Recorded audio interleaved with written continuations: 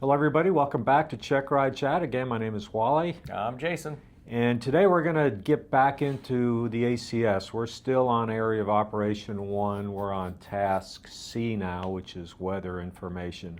But before we get into that, we had someone who wrote in with a question or a comment. You want to jump on that, Jason? Yeah, so this came from a flight school up in the Denver area.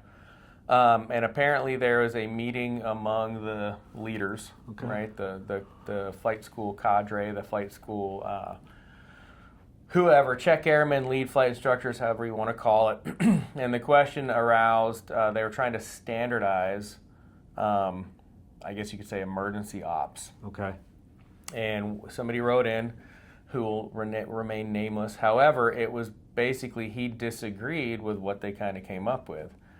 And how I understood the comment was the leadership, if you will, did not want the students or applicants, the pilots they're training, they did not want them to declare an emergency until they absolutely knew it was a real, no questions asked emergency. Okay. Thoughts? Yeah, I disagree. I would disagree. So I'm not perfect. Wally's not perfect. Perfection is not the standard. We would not be sitting in front of you today. Absolutely. But I would say you need to tread lightly on this. When to declare an emergency. If in doubt, declare. If be conservative, declare. Wally, can you undeclare an emergency? Absolutely. You 100% can. So this is now the debate. And again, I wasn't in the room. This is third party. This is just I'm responding to a comment question that was posed. So let's take an engine failure. Just stick to private pilot. Your engine starts to run rough. Declare an emergency? Probably not yet. Probably not yet. Okay, fine. If it's carbureted, it's cold, it's wet, whatever. Maybe pull the carb heat. That fixes it. Okay, fine. I get it. Propeller stops. Declare an emergency? Absolutely. 100%. Declare the emergency, right? Yeah. Declare the emergency. We had a previous episode, standard phraseology. Yeah. I don't care what frequency you're on. Mayday, mayday, mayday. Yeah. I guarantee you, whatever frequency you're on, everybody is going to shut up. Yeah. Everybody's going to stop. Everybody's going to listen. People will try and help if need be. Now, here's the debate. Engine stops. And then it's the acronyms. Hey, there's the acronyms again. The ABCC checklist, the ABCD checklist. So airspeed, best place to land, checklist communicate, or communicate checklist, or checklist declare. Declare is that last caveat, right? So when it comes to checklist, tangent to multi-engine flying, multi-split it. A lot of schools will split either fix or feather or straight feather based on altitude. Yeah. So I would say, where are you? If you're at 7,000 feet AGL, okay, fine, run a checklist. Right. But if you're maybe below, if you're at that 1,500, 2,000 foot threshold, there is no time for a checklist. You're going to run a flow, but you're, 3-4 minutes from touching the ground? Yeah. So I can't say the blanket statement was they're teaching them not to declare because they are scared we're going to be embarrassed. Yeah. God, I hate that. Yeah. I hate that. So you mess up, you declare, and you were on a single mag because you had a rough engine. You declare and you pulled your carb heat and it fixed. You declare and you got it restarted. Undeclare. Fine. Yes. But don't not declare. That's the whole, this could go very, very long. And I think it's maybe theoretically based, but that's what a checklist is for. When that prop stops running, when that prop just stops, I guarantee you have trained this every single day. that plane just got very, very quiet. Yes. Your pucker factor, if it's never happened before, just went through the roof. Do you think you're thinking straight? Yeah. The answer is no. Right. So you're going to go back to how you practiced. Yeah. And if you're telling your students, no, don't declare. Don't declare until you know. Well, at that point, I think the prop stop, you probably know. But I would take the conservative route of, Right. yeah, blanketly don't just declare, but I would maybe put an altitude caveat on that. I think one of the most powerful things you can do is squawk 7700, because that lights up everybody's radar screen. There's a app called Flight Radar 24, which we're not sponsored by them or anything like that, but I have it on my phone. I've got it set up to where I get a text messages, someone in the world squawks 7700, 7600, or 7500, and I can immediately go to that flight. Anywhere in the world. Anywhere in the world, and I can that's kinda track cool. the flight. And what's cool about it is, I pay for the premium version, which I think is like $25 a year. You can look at it and you can see how many people are tracking that flight at that moment. And if someone squawks 7700 or deal. 76, it is a big deal. It's the 7700s. You'll click on there. It'll say there's 2,400 people tracking that airplane at that point to see what happens to it. All right, here's a funny 2,400 people tracking that plane. Yeah. They can't do a damn thing Right. about that plane. Right. So that's another reason this got brought up, I think, on one of the previous episodes. How do you file a flight plan? But the bigger question is, how do you open a VFR flight plan? This leads into that as well. Right. Right? Say you file a flight. That's the whole reason you're doing a flight plan. Yeah. It costs you nothing. Let me emphasize that. It costs nothing Yes. to open a flight plan. It takes 30 seconds once airborne. Right. And no, opening a flight plan is not VFR flight following. Well, wait a minute. On my paycheck that I get 2 paychecks a month. I have this line that says federal tax. There you go. And I give a whole lot of money to that. So yeah, it does cost something. You pay for it whether you use it or not. So That's you the might as well takeaway. use it. So let's lateral it. So the question is when to declare. I would be very cautious about telling people don't declare.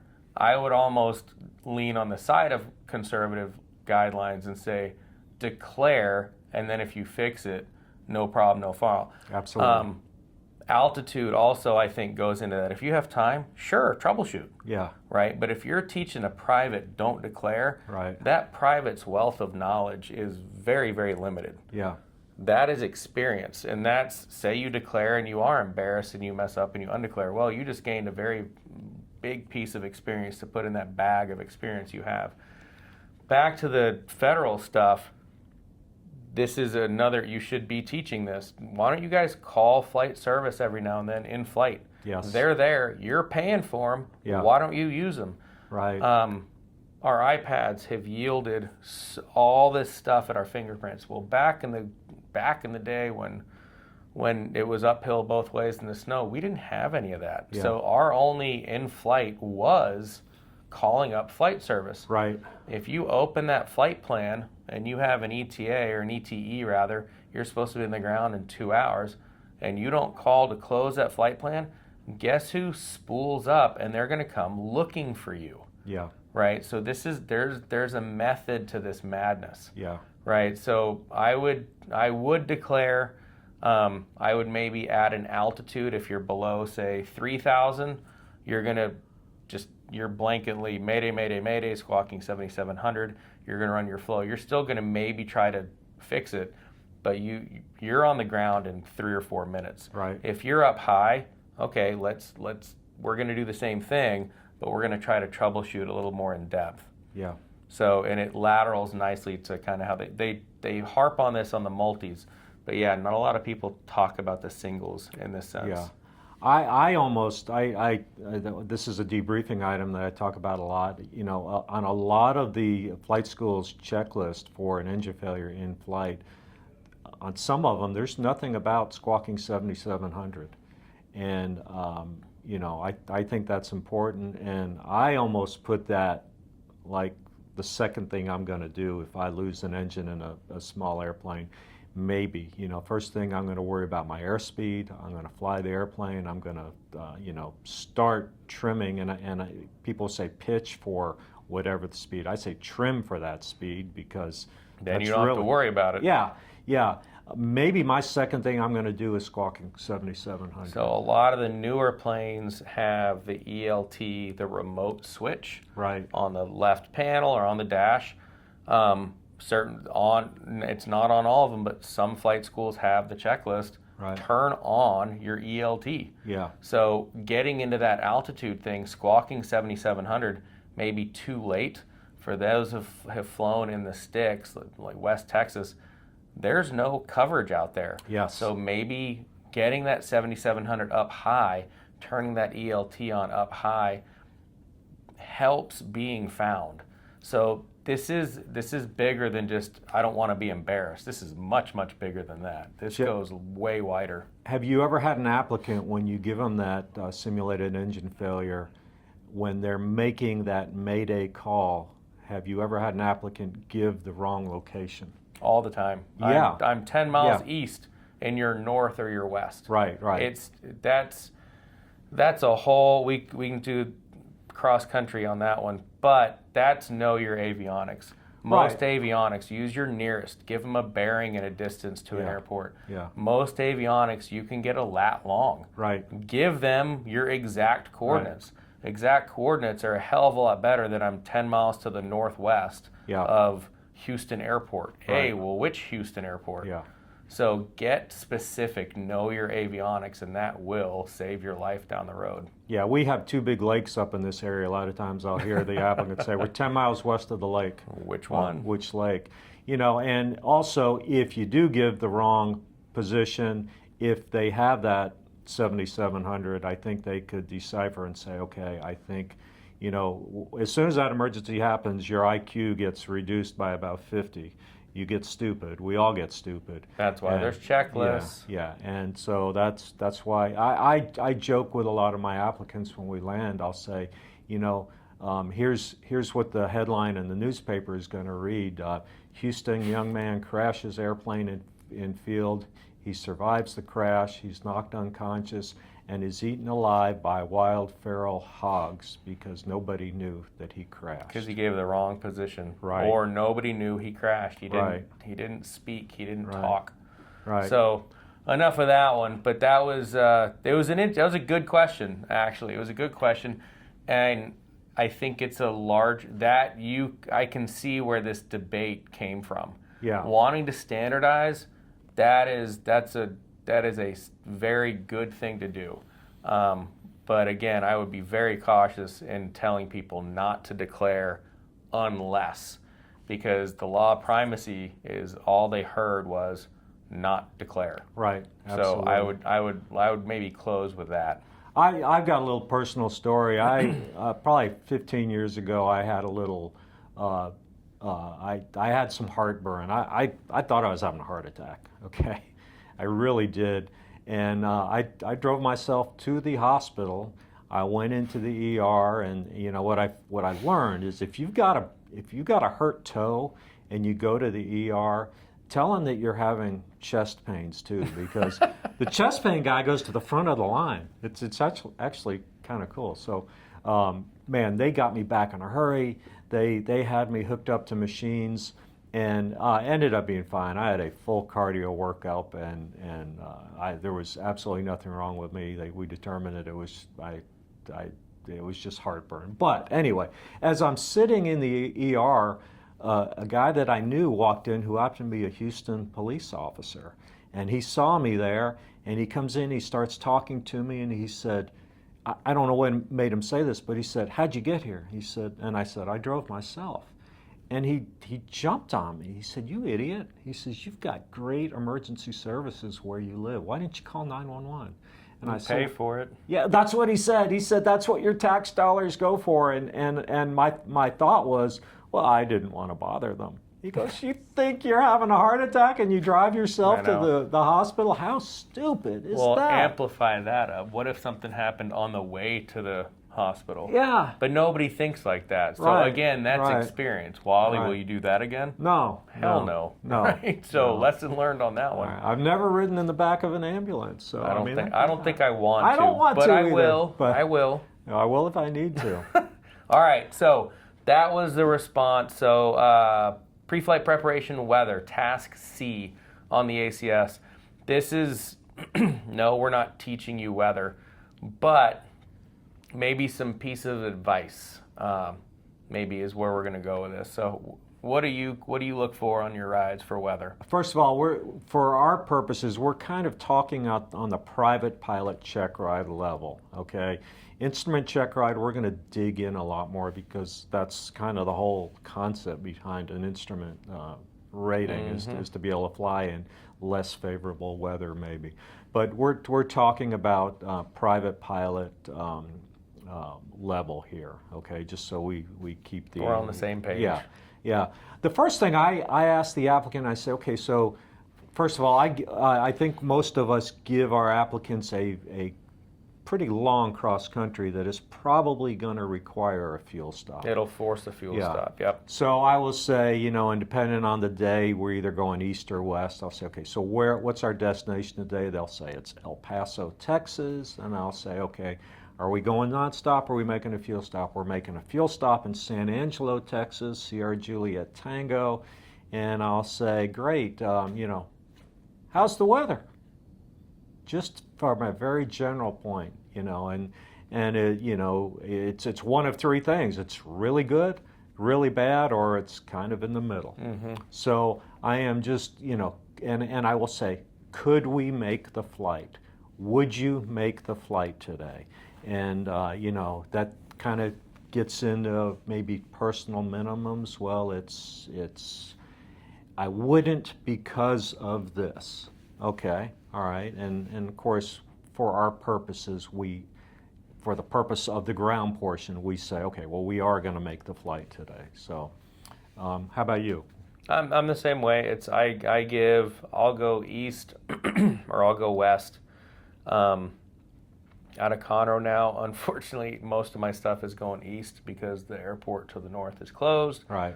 So because we have to quote unquote divert for some reason somehow. So there's more airports to the east out of Conroe now. But I'll say, yeah. So can we look how we look and pull out your cross country? Are we going? And they'll say yes. They'll say no. Like, we may have to delay. So that means they're starting to look at forecasts, which that's a good sign. Right. But yeah, so big picture, are we going to go? And what's funny, let's go back to area of operation A. Don't forget to self-assess. Right. Like your decision is not purely based on weather. It's you, the pilot first, followed by the aircraft, followed by the weather. Right. So it's I'm safe and then pave, right? But yeah, that's how that goes. And so we'll look, if there's bad weather on the route, I'll use that weather. Right. Like I know Right. we're not going, but this is all hypothetical anyway. I'll use that weather. But if it's clear in a million, not a cloud in the sky for 1,000 miles, yeah, I have reserve weather in play on Right. this. Right. For said route. But my piece of advice on that, looking outside and there's no clouds and it's 10 miles clear, variable at 3. That's not reading weather. Right. Like my advice to you is go find bad weather somewhere in the country. There's a multitude of places. Yeah. And it might be good weather for a week, but I guarantee you in another week there's going to be nasty weather somewhere. Right. Go find bad weather and read that weather. What I am finding a lot of people are doing this is I will present the raw weather, the not decoded, the not translated, and sorry, that's the test. Right. Like, Yeah. So do yourself a favor on ForeFlight. I think it's translate. It translates it for you. Yeah. I want to say it's translate or decoded. On a lot of apps, you decode the weather. Yeah. Don't do that. Right. You have to read it raw data. If you are reading raw data and you don't know what it is, then turn on the decoder. Yeah. And see what it is. That's the easy way. Yeah. What you should be doing is go actually find the abbreviations and codes. Yeah. In the METAR, I can't think of the name of it, but the METAR decoder, I have it on my ForeFlight. Yeah. Go find it. Go look it up, and I guarantee you're going to retain that better than somebody just telling it to you or just really reading the decoded. Yeah. I think there's actually a T-shirt that I've seen that says, it has the weather on the T-shirt twice. It has it decoded and it says, if you can read this, thank a teacher. And then it has it non-decoded and it says, if you can read this, thank a CFI. Yeah.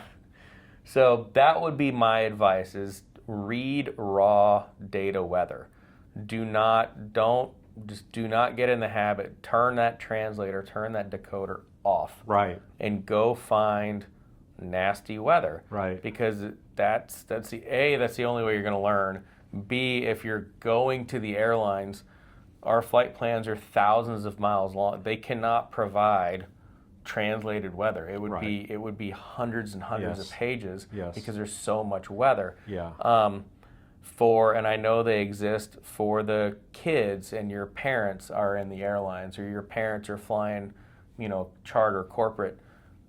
Have your parents go read their weather. I know they have their flight plans. Yeah. Go read the weather on their flight plans. Yeah. That's nationwide weather. That's a real life flight plan. Go quiz your parents. See what they don't know.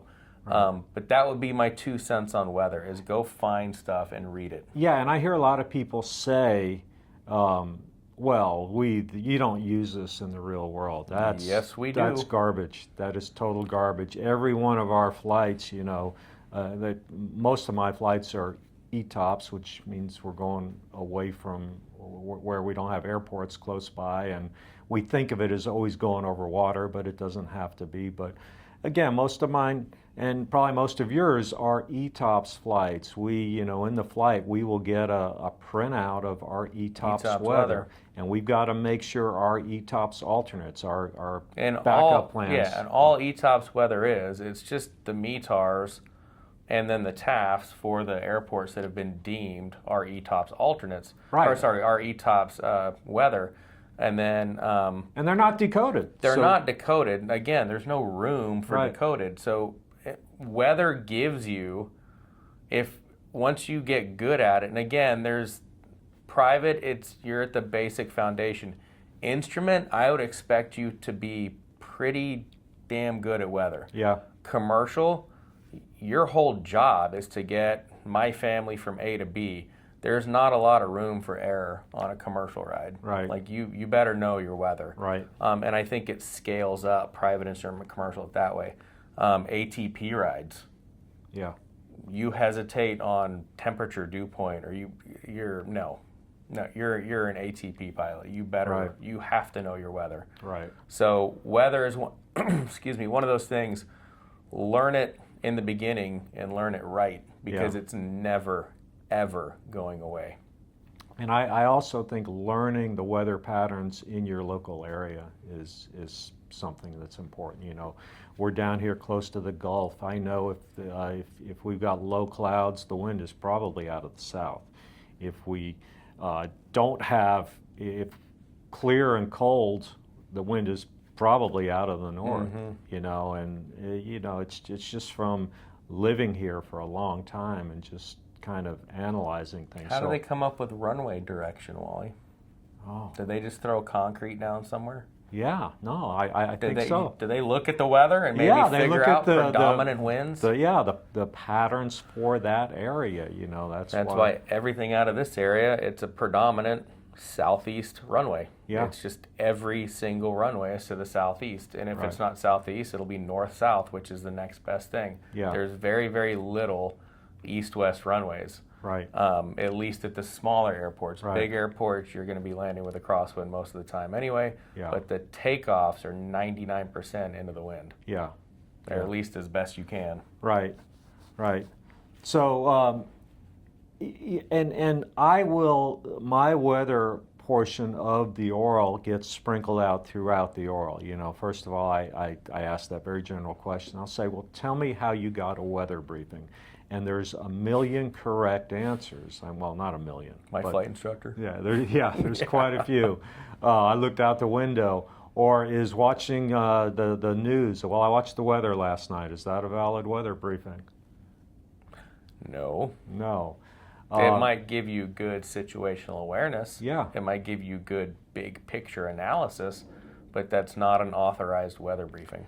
If you are going to take a trip with your family, a long distance trip, say 1,000-mile trip in a small airplane, how far in advance would you start looking at weather? At least a week. You're gonna, because if you want to leave on a Saturday and here comes these storms or Saturday afternoon, okay, we either Friday is looking way better, we got to bump it a day, or make it happen. We have to bump it early one day, or we're driving, or we're buying airline tickets. Absolutely. Kind of, that goes into more commercial oriented. That's your external pressures. You've got to go. So don't push the envelope. I've been telling you for a week the weather on Saturday is going to be bad. Yeah. And you delayed. I'm not going. Right. Don't tempt Providence. Don't push it. Yeah. There's usually plan Bs, and if you plan out far enough ahead of time, can we leave a day early? Can we leave a day late and still do what we need to do? Yeah, absolutely. I'm the same way. When my big trip every year is usually Oshkosh, and so probably 10 days, for sure a week out. I'm starting to look at weather and see, okay, what's it looking like?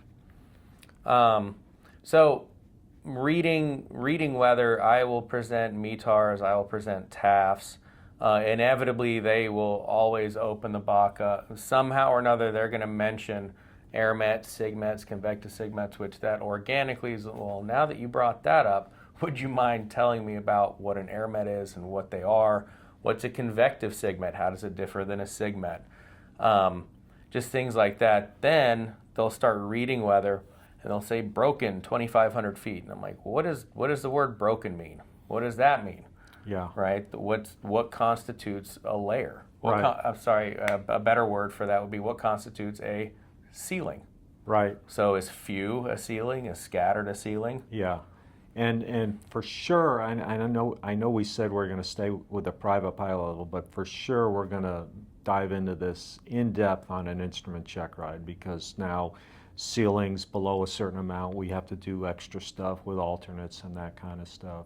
So there's 5 things that you'll hear. You'll either hear clear, few, scattered, broken, overcast. Clear is easy. Clear is clear. There's not a cloud in the sky. All right.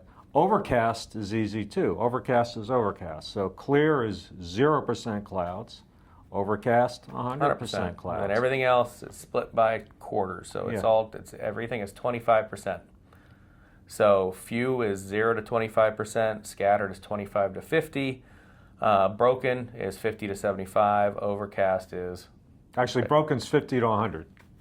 Broken's 50 to 100. Yeah. And then or 50 to less than 100. Broken is 50 to less than 100. Let's just call it 75 to split the difference. But overcast is a full-on. Yeah. It's overcast. There is no blue anywhere. Right. There could be multiple overcast layers. Right. So it's things like that you might want to. It's painting a picture. By you reading a METAR, a TAF, you should. This is kind of what it looks like outside. Tell me if you've ever had this. Your applicant says, okay, my altitude that I'm going on this cross country is 7,500 feet, and we can't go today because there's an overcast layer at 7,000 feet. You ever heard that? Maybe. Okay, I have, and I go lower. That's what I say. I said, well, how about 5,500 feet? Oh, yeah. The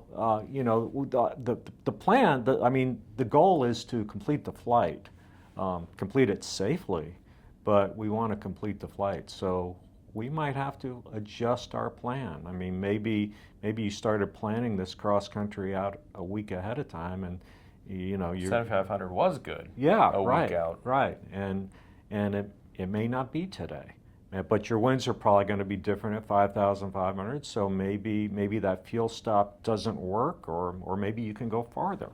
Yeah. So it's just thinking a little bit, not even outside the box, but fast forward to commercial. I will give scenarios, and in no way am I telling you to do anything illegal or break the law by any means. What I am telling you to figure out is mission completion. Yeah. Figure out how to make this work. Right. I'll give you weight and balance questions. You're out of limits. Yeah. Figure it out. Yeah. Make me in limits. The answer is not, well, I'm just not going to go. Right. That's not a very good answer at a commercial level ride. Yeah. Because that is what you're being paid to do. Your passenger, they brought all this stuff. If you're overweight, that's one thing. But maybe we have to make more stops. We just have to go with less gas because all this important stuff has to go. Right. These are the outside of the box scenarios that I don't think really come up in training. And so people's first experiences with it is when they get their first kind of real job. Yeah, my first real aviation job, and I'll do a shout out to my boss if he happens to be listening, Eric Mingeldorf, if you happen to be listening. How you doing out there? He used to use the phrase mission oriented all the time. Yep. We got to be mission oriented. These people paid us to fly them from Monroe, Louisiana to Baton Rouge on Thursday morning. We need to do our best to get them there. Obviously, we don't want to kill them. We don't want to hurt them. Know the rules. You know what you can do, know what you cannot do, right, and work within those guidelines. Right.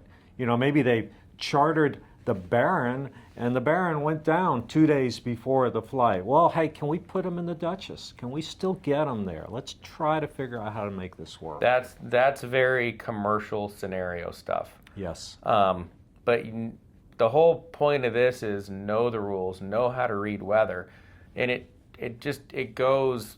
And knowing it at the private level, you're only going to get better at the instrument, and you should be damn near an expert at the commercial.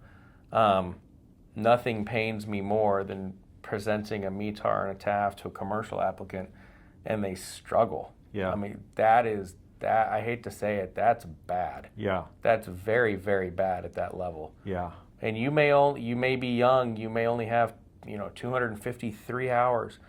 It doesn't matter. That's the certificate you're going for. Yeah. Yeah. So plan accordingly. And one thing I ask, and this is a trick. Okay, if you're ever going to take a check ride from me, this is one of my questions. You will get this question. And it is so simple, but golly, we make it so complicated. I will say, okay, let's say we're diverting to airport A, and I'll say, what's the weather there? And they'll pull it up and they'll read it to me. A lot of times I'll say, what's the weather? And they'll say, VFR. I say, well, that's not the weather. Those are rules, yeah, number one. I get rules. it. I know Right. what you're saying. And let's just say that VFR stands for Visual Flight Rules. Those are rules. If we want to be technical, we should say VMC. Visual Meteorological Conditions. That's a big word. Maybe that's why they say VFR. Yeah, exactly. But I would say, okay, based on the temperature that we have there, tell me at approximately what altitude is the freezing level. And if the temperature is 22 degrees, it's 2 degrees per 1,000 feet. 22 divided by 2 is 11. Last time I checked, it's 11,000 feet above the ground. So if you need to add field elevation to get the MSL, that's simple enough to do. But oh my gosh, this is usually where I get to go get a cup of coffee or go to the restroom because to divide by 2. The calculators come out, and the pen and paper comes out, and I'll They're say taking shoes and socks off. Oh, they are. I need my toes and fingers to calculate this. And what after they finally give me the answer, what I'll say is, okay, let's say you and I go to a restaurant and we we order and we decide we're just going to split the bill. The bill's $22. How much is it? Like, how much does each of us pay? And 99% of the time, the applicant will say $11. I go, well, that's the answer. So that is, they know the standard lapse rate Yeah, because that's been, I hate to say it, that's been rote memorized. yeah, But nobody's had the follow-on question of, okay, calculate a freezing level. Now, caveat, yeah, that can change due to inversions and all that absolutely, other stuff. absolutely. That's not what we're asking. But Right. if everything's standard and normal, what would your freeze? Nobody's asked that follow-on question. They know the standard lapse rate, and that's kind of where it stops. Right, right. How do we apply it? Application of knowledge. All right, what else we got, Jason? In-flight, here's one. In-flight weather resources. Yes. One of the risk Yes. managements. Where can you get in-flight weather resources? And a lot of people will say, well, my ForeFlight. Okay, that's fine. I get it. ForeFlight works. That's one. Your iPad, because you were silly and you left it on the dash, is overheated. Right. Now what are you going to do? So some GPSs, right? Some big, they have ADS-B in weather. Okay, I can pull all that. The big I say the big airplanes, the big screens, the G1000s. You can put weather charts all over your screen. Right. I mean, it is an infinite amount of weather data on a G1000. Yeah, that's a good idea too. You don't have any of that. You're just flying a 6-pack with a basic, GPS. Yeah. Where's an author? What can we possibly do to get weather? Yeah. Well, again, your tax dollars. You're paying for it. You're paying. Call up flight service. Yes. Ask them. They used to be very, very, very. There's a way we can get this later. I would probably do this more on cross country. There's a way to call them up. There's a way, and I'll explain why you call them up that way. But the simple answer is call flight service, tell them who you are, where you are, and ask anything you want. Yeah. They are dying to talk to you. They are. They're gonna. I will put money. They're probably gonna ask you for a pilot report at the end. They are. But call up flight service. Now here's one. Where do you find flight service frequencies? So 9 out of 10 applicants will go to their ForeFlight. They'll find the airport where we're next to, and then they'll tap on the airport. And then they'll scroll down. It's going to say FSS. They're going to call it up. And I said, that's awesome. Okay, so then I will hand them a paper sectional in the oral. And I'll say, we're approximately this vicinity. Find me a flight service station. So the answer, just so you know, flight service stations, unless it's an RCO, which is a remote communication outlet, every flight service is always linked to a VOR. Yes. So go look for VORs. The frequency is on top. Who the flight service station name is below. It is not the name of the VOR. It's below the VOR. If there is not a frequency and a name at the VOR, that VOR can't be used for what you need. Simply just go find another VOR in your vicinity.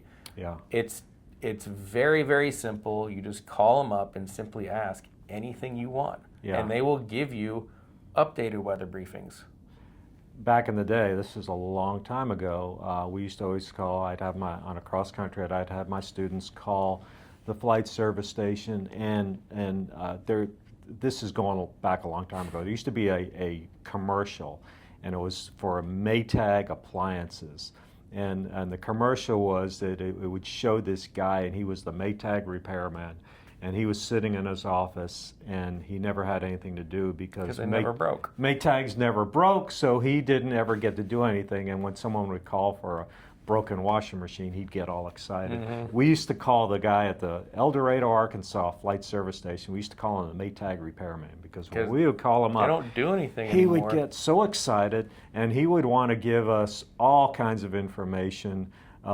We would, remember a DF steer? Did you ever do those? Mm-mm. Okay, well, it was a way that a flight service station could sort of get you close to the airport. And So we would call up and we would ask for a practice DF steer, and the guy would just, you could hear the excitement in his voice. He was so excited that he had something to do that day. So yeah, they're there for you, and again, you pay for it. So use them. On that note, I just lost my train of thought. It was all about the flight service.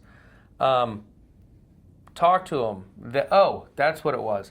Who's at the end of that phone call?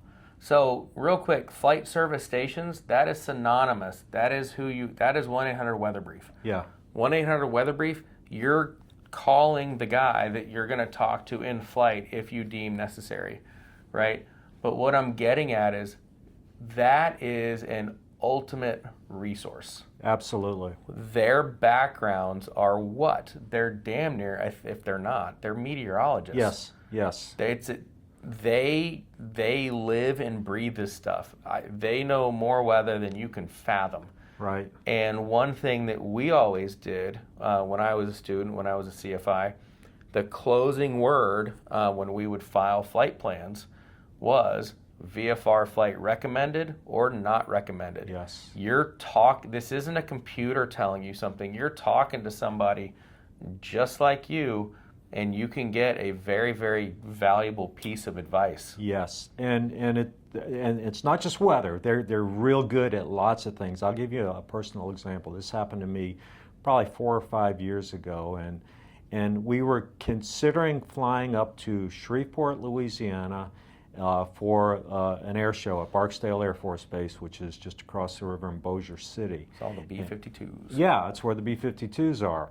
But we're considering going up there the morning of the air show, and as you would expect, there's a temporary flight restriction going on up there.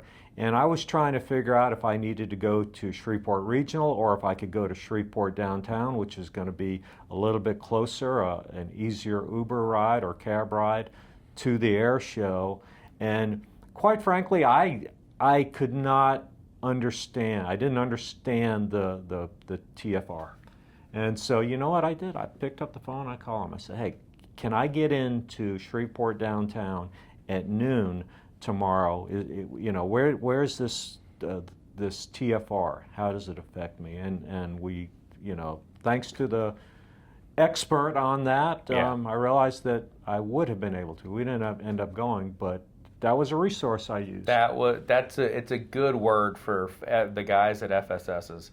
Yeah. They are weather experts. Yeah. And you can have like a no kidding conversation with them. Yeah. And they're going to give you their inputs if you want it. But the caveat to that is you got to call. Yeah. Right. So I'm not saying ignore ForeFlight. If you're comfortable with that, go for it. Yeah. What I am saying, if you're on the fence, maybe talk to somebody that knows what they're talking about. Yeah, it's like having a medical issue. I mean, you can Google that my big toe hurts, or it may give you some information, WebMD or whatever it is. Self-diagnose. Yeah, and we all do that. Every one of us does that, and but maybe at the end of the day, maybe going to the doctor is the best way to do things. By calling the ambulance. Yeah, absolutely.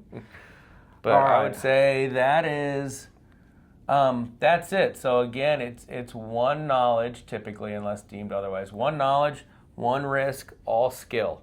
So again, we're not going to teach you how to read weather, but we'll go big. You'll define some weather scenarios. There'll be some follow-on questions, and at the private level, we're moving on. Right. That's where it falls. So familiarize yourself with the ACS. I had a young man just a few days ago that struggled on a Checkride, and during the debrief I said to him, have you ever looked at the ACS? And he really just came out and said no. Yeah. And I said, a lot of the stuff that you were having issues with are just spelled out in the ACS. It's in front of you. Okay? All right. Cool. Good enough for today? Yeah, I would, just on that ACS note, you want to do well on a Checkride, go open up an ACS and be able to discuss pretty much every topic, just at the private level, just general. Yeah. Right? Yeah. It's don't assume, Don't take your instructor's word. Yeah. If you take your instructor's word, go follow and prove what they're saying is, like, that's getting into the books. Yeah, and for Right. sure don't say, oh, you're taking your check ride with Bob. He's not going to ask you about that because Bob may change his mind. Bob may change his mind, or you, the applicant, opened up Pandora's box and Bob's going to follow and go see what's in the box. Right, right. So All there right. you go. Do us a favor, hit like, hit subscribe, tell your friends about us, and we'll be back next week. See ya. Have a good one.